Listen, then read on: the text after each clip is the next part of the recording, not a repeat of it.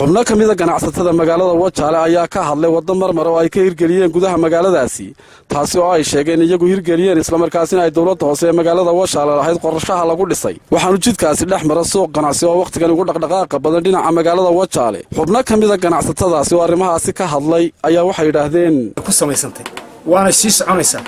in dadka kale ee magaalada Wajaale ku nool waxaanu leenahay waraynu dadka wax qabanayaan isdhinac taagno aynu shaqeyno aynu yeenan dadka niyad jabinin kulleeto magaalada gudiya ka jira rag barmageyda oo sharaf leh ayaa gudida ganacsatada magaalada ah way shaqeeyaan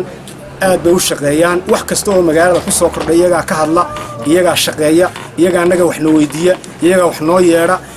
xafiisiyay leeyihiin xafiisyadooda loogu tagnaa waa rag sharaf leh way shaqeeyaan gudidana aad iyo aad baan ugu mahadnaqaynaa waan soo dhaweynaynaa magaalada gudi hore oo la oran jiray gudida horumarinta magaalada ayaa ka jiray oo Yuusuf Ali Yuusuf Maxamed Xasan ku dhaqan degmada Togwajaale u sheegana in ay degmada Togwajaale tahay dekadii rugtii ganacsiga ee Jamhuuriyadda Soomaaliland looga baahan yahay deegaan ahaan iyo dad ahaan in ay nabadgelyada ilaaliyaan in ay xasiloonideeda ilaaliyaan in ay sida fiican uga shaqeystaan inamada u soo shaqo tagay ee ay shaqadan Wajaale keentay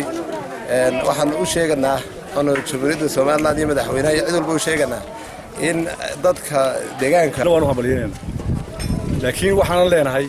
qofku horta wuxuu leeyahay uu buleeyahay waxaan u lahayn qofkii sheegtaana dawaan sheegtay waxaan u lahayn afarta bakhaar inta u dhaxaysa bakhaarada uun baa leh iyagu mara qurxistay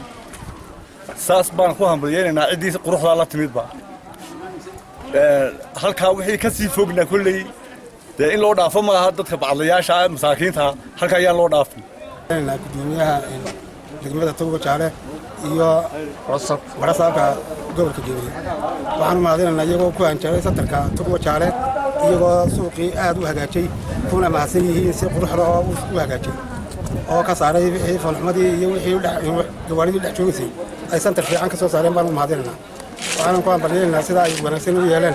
sidoo kalena qaybaha kala duwan ee ku dhaqan magaalada Wajaale ayaa soo dhaweeyay jidkani Mukhtaar Nuux Ibraahim Honkebel TV magaalada Wajaale